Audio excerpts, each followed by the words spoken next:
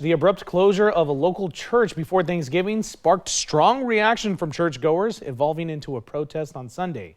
Questions were raised if the closure was a retaliation for the congregation rejecting the possible sale of that church. And our KEZI 9 News reporter Aaron Ariano spoke with the former lay leader of the church and an official from the regional conference of the church who shut it all down.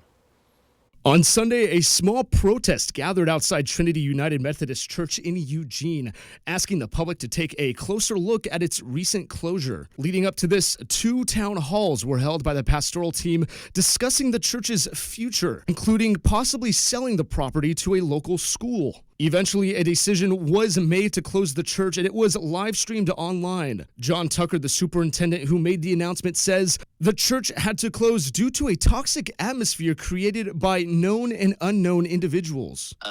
We have a church that is unable to govern itself. We have leaders that were exhausted. We have a distrusted staff person. And we had clergy feeling harassed and attacked.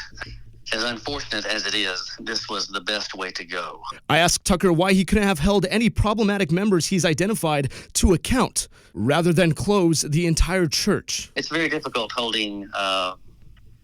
it's very challenging holding some people accountable when they are volunteers and they are embedded in a system. And so I think in many ways, I'll just leave it at that. It's easier said than done.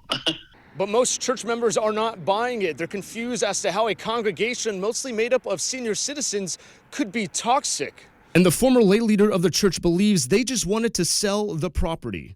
They started talking about the future of the church, taking surveys, asking how people would feel about selling the building. The congregation clearly said that they were not ready to sell the building. Some of them have been coming here their entire lives, and they're in their 70s and 80s. An anonymous person created the Save Trinity Eugene website, claiming the new pastoral team were part of other churches in the area that recently closed or were sold. Wetmore Cook says she doesn't know who's behind the site, but the narrative is consistent with what was happening at Trinity. But Tucker says the website portrayed many misleading statements about the situation. Yes, it is true that that clergy team has worked at churches that have closed.